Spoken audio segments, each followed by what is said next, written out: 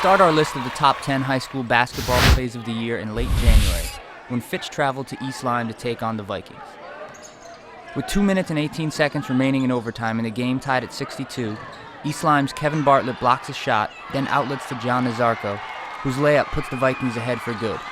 They went on to win 71-64 behind Nazarko's 26 points. Number 9, Bacon Academy vs. St. Bernard in the ECC Girls Tournament semifinals.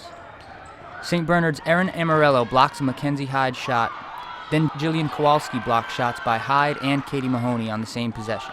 Bacon goes on to win 47-27 and advances to the title game. Number 8, the final regular season game of the year for rivals New London and NFA at a packed Alumni Hall in Norwich. New London freshman point guard Chris Dunn steals a first quarter inbounds pass and makes a nifty move to go in for a layup as the Whalers go up 17-8 in the first quarter. Dunn finished with 18 points and 6 steals, and New London went on to win 61-54. Number 7, East Lyme vs. New London in the ECC Boys Tournament semifinals. In the first meeting of the year between the two schools, East Lyme guard Dan Myshak slips and loses the ball.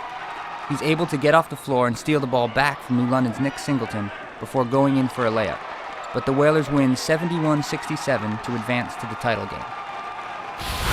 Number 6, NFA girls traveled to East Lyme and trailed 23-4 early and 30-11 at halftime before the Wildcats got back into it. Here, the Vikings break NFA's vaunted press in the fourth quarter, and Carly Tebow scores an off-balance layup to put East Lyme up 12. They went on to win 55-46, East Lyme's first win over NFA since the East Lyme seniors were freshmen. Number 5, NFA vs. New London in the ECC Tournament Final at Waterford High. New London point guard Chris Dunn steals a Chris Vincent pass in the first quarter and throws the ball ahead to Torrin Childs-Harris for the dunk. Childs-Harris finishes with 22 points, and the Whalers won their second straight ECC tournament title, 51-48. Number 4, NFA vs. Bacon Academy girls in the ECC final at Plainfield High.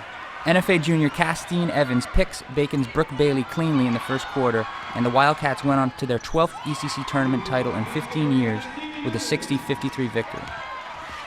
Evans finished with 24 points and 5 steals. Number 3, Woodstock Academy vs. NFA in ECC boys semifinals. Woodstock's Mike Berthium loses the handle near midcourt. NFA guard Mike Malott scoops up the ball, drives toward the hoop, makes a nice spin move in the lane to lose Berthium, and lays the ball in as NFA wins 72-55. Number 2, NFA vs. New London in the ECC boys tournament final in front of 1,500 at Waterford High. After dribbling the ball for a minute and 20 seconds down a point, New London called a timeout with 10 seconds left for one shot to decide the ECC crown.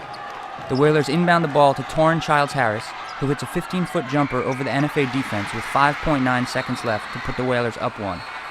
They went on to win 51-48 for their second tournament title in as many years. Number 1, Bacon Academy vs. Berlin in the Class M girls title game at Mohegan Sun Arena. In the fourth quarter of a tie game and with 12 seconds to decide the state championship, the Bobcats inbound the ball to Brooke Bailey, who drives the lane, spins, and hits a tough contested jumper from inside 10 feet as Bacon wins 55-53. Bailey and Katie Mahoney combined to score 21 of Bacon's 22 points in the fourth quarter as the Bobcats win the first state title in program history and the school's first in any sport since 1984.